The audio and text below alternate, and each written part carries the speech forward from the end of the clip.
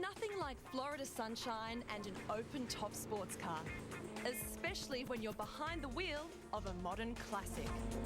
It's the latest version of the fastest production car Ford has ever built. American muscle that's so loud, so sexy, so full of grunt, you just can't wipe the smile off your face. This is the Ford GTX1 prototype with nearly 700 horsepower going through a 6-speed gearbox. Woo! From zero, this baby hits 60 miles per hour. That's 95 kilometers an hour in 3.6 seconds and maxes out electronically at 205 miles per hour. But you'll have to go to the racetrack for that. And it's the racetrack where this car really shines.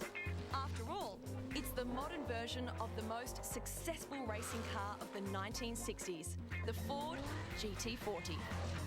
The GT40 won Le Mans 4 times, beginning with a 1-2-3 finish in 1966. It was the first race car to break 200 miles per hour and gave Ford its first victory over Ferrari in Europe. When Ford decided to rekindle the GT40 legend 4 years ago, they never imagined the challenges of turning a 60s race car into a 21st century road-going supercar. To remain faithful to the original shape while incorporating state-of-the-art drivetrain and suspension, engineers like Kip Ewing used a virtual design model with motion capture technology. This enabled them to eliminate many of the design problems before construction began. In the digital environment, we can put buildings, people, traffic lights, and with this very, very low sports car, you can always get an idea of just how much you have to kind of look down if you're parked close to a traffic light. Get an idea of the proximity of pedestrians ahead of you, just exactly how they will appear. So for direct and indirect field of view, it's a very good tool. Kip Ewing was on the team that developed the new Ford GT from scratch. A car that looked like a GT40, performed like a GT40, but had impeccable road manners. If need be, Granny could drive it safely to church, but chances are she'd be tempted to do this. It was Kip's idea to evolve the already stunning GT even further by creating a roadster that looked even sexier and went even faster. One of the very iconic features of the original GT was the shape of the B-pillar of the car with the vent integrated in it. I didn't want to lose that. So the challenge was coming up with a design for a convertible that kept these iconic cues, yet made the car as open and airy as possible from the cockpit. There was little need to change the basics. The computer-modelled aluminium space frame was strengthened to allow removal of the roof. New quick-release convertible panels were created, and new wheels reflecting the 60s era of racing were added to the aluminium double wishbone suspension. The already healthy 550 horsepower V8 was enhanced by increasing supercharger boost pressure and changing the electronic fuel management. The end result? 700 explosive horsepower, 30% more than the original Le Mans winning race car.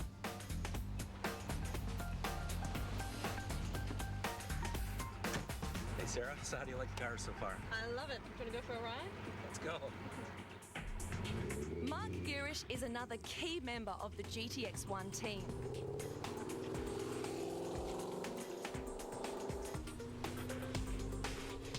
It's quite a rush to be at the wheel of such an awesome machine. And you do tend to turn a few heads along the way. But he's very keen to demonstrate the car's dark side. And to do that, it's back to the track.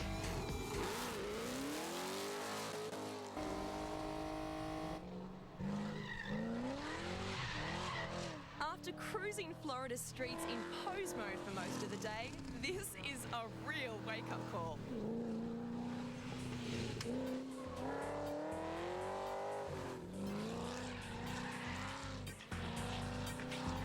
Now, I'm no white-knuckle wimp, but I was kind of pleased when Mark called it quits and suggested heading for lunch at the local wharf. Mark, this really is an amazing car. You obviously work really closely with the designer to achieve the final look. Is that a difficult process? It can be. Boy, I'll tell you. At times when you work with designers, they're real close-minded on what they want to do. But you have to bring them back to the reality sometimes that what they have on paper may not work. But there's no doubt that this design has worked. With the roof off, the X1 is unmistakably a Ford GT.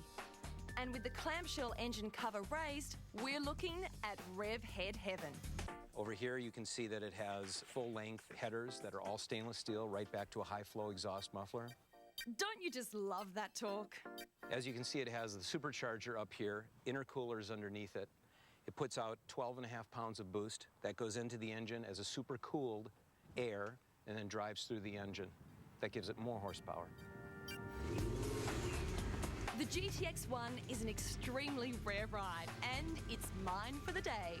So back in full pose mode, I head for the coast and more of that Florida sun. The good news for anyone wanting one of these is they're now available as an aftermarket option. Just add $38,000 US to the $150,000 price tag for a standard Ford GT. And girls, this car is one heck of a guy magnet. What's the big red button for? Shall we show you? Sure. Okay. Ready? Yeah. Although with all this attention, I do have to wonder, is it me or is it the car? Yeah, I guess it's the car.